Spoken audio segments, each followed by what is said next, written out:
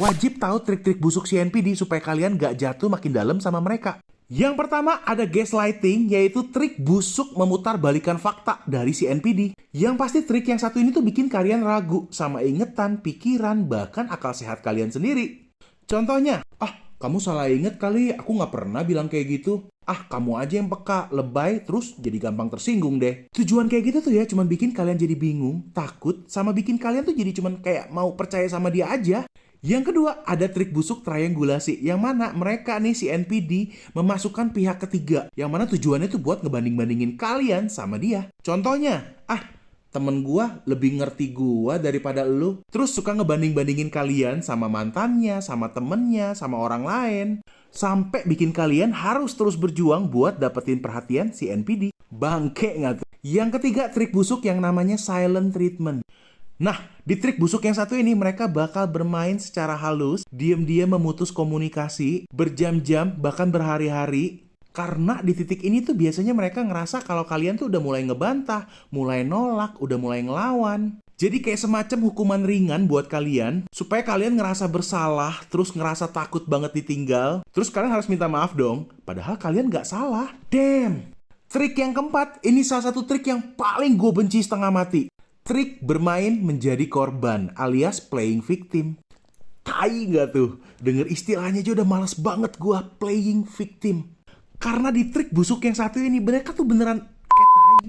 Mereka yang nyakitin kita, tapi malah mereka yang berpura-pura jadi seakan-akan mereka yang paling menderita.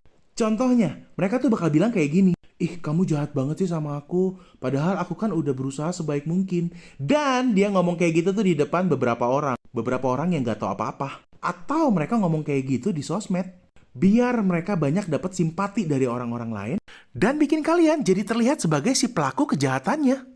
Brengsek kan? Yang kelima, trik merendahkan, which is di trik busuk yang satu ini. Kalian bakalan sering nerima kritikan dan sindiran halus. Tujuannya buat ngecilin harapan kalian. Contohnya, nih, yang sering mereka bilang, kamu kan gak bisa apa-apa kalau gak ada aku. Kamu bisa apa sih kalau aku gak bantu kamu? Nah, di fase ini bikin kalian tuh jadi ngerasa gak berharga, terus jadi takut deh buat ninggalin mereka. Lanjut ke trik busuk yang keenam, yaitu mengisolasi. Trik kali ini mereka bakal pelan-pelan misahin kalian dari keluarga, temen, dan circle kalian. Tujuannya, of course, buat mereka megang kendali penuh atas diri kalian dan bikin kalian tuh jadi nggak punya tempat buat lari. Trik busuk yang ketujuh, hovering, alias menarik kembali. Iya, mereka menarik semua kata-kata janji-janji yang pernah mereka ucapin ke kalian. Itu semua tuh cuman bullshit. Cuma supaya kalian tuh kembali sama mereka, terus penyiksaan berulang kembali deh. Trik busuk ke-8 dan trik yang paling terakhir, yang paling savage menurut gue, yaitu memasang topeng sempurna di depan umum.